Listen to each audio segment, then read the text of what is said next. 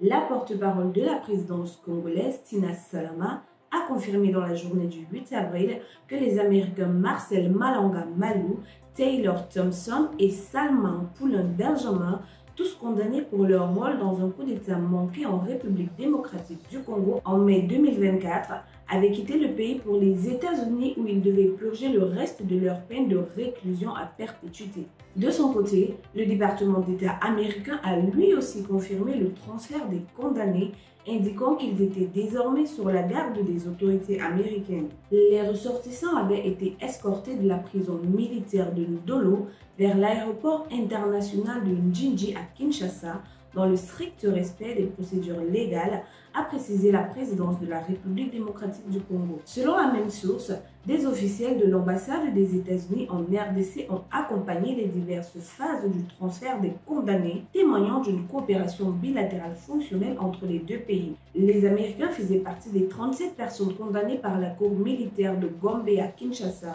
à la peine capitale le 27 janvier dernier. Les trois Américains, âgés de 23 à 37 ans, qui faisaient partie d'un groupe d'une quarantaine d'individus, étaient accusés d'avoir mené une attaque contre le palais présidentiel et le domicile de l'actuel président de l'Assemblée nationale, Vital Kamerhe, en mai dernier, tuant 2 policiers postés sur les lieux. Reconnus coupables d'association de malfaiteurs et de terrorisme, entre autres chefs d'accusation, les condamnés ont toujours nié les faits qui leur étaient reprochés. Le groupe d'assaillants s'était filmé alors qu'il déclarait la fin du régime Félix Tshisekedi, démontait le drapeau congolais et brandissait le drapeau du Zaïre. Le Zaïre qui fut l'ancien nom de la République démocratique du Congo, du temps de l'ex-dictateur Mobutu Sese Seko, renversé en 1997. L'un des ressortissants américains ayant participé au putsch manqué, Marcel Malanga Malou, est le propre fils de Christian Malanga, un opposant congolais détenant la nationalité américaine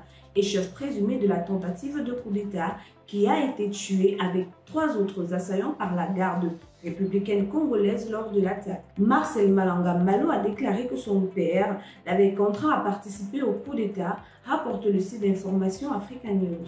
Avec son ami Taylor Thompson, ils avaient quitté l'Utah croyant partir en vacances, selon sa famille. D'après la même source, Salman Poulin serait lié à Christian Malanga à travers une compagnie minière. Il est à noter que les rapatriements des Américains s'est fait dans un contexte de négociation entre les États-Unis et la République démocratique du Congo pour conclure un accord sur les minéraux du pays en échange de la coopération militaire et sécuritaire américaine afin de faire face au conflit qui se poursuit toujours contre les rebelles du M23 dans l'est de la RDC. Cette affaire illustre encore une fois l'ingérence des puissances étrangères dans les affaires internes africaines, notamment à travers le rapatriement de ressortissants condamnés pour un acte aussi grave qu'une tentative de coup d'État. Alors que les citoyens congolais impliqués dans le même complot attendent probablement leur sort dans des conditions carcérales locales sévères, les Américains sont renvoyés chez eux sous couvert de coopération bilatérale,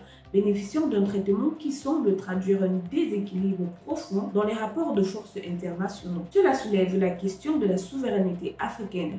Un pays comme la RDC peut-il véritablement faire appliquer sa justice sur des étrangers et surtout quand ils viennent des nations plus puissantes? Ce transfert semble plus répondre à des logiques géopolitiques qu'à un respect rigoureux de la justice congolaise.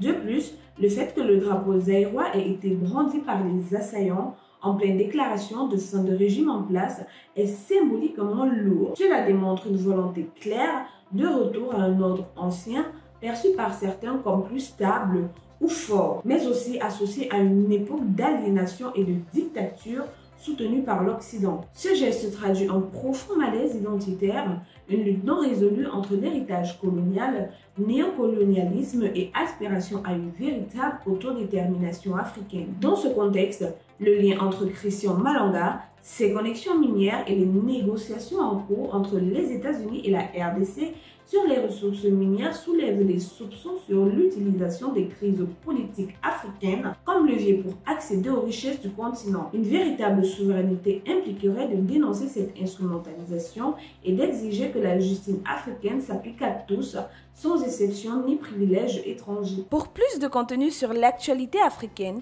suivez-nous sur le réseau social africain Diba World et sur toutes nos autres plateformes. Tous les liens sont disponibles dans la bio.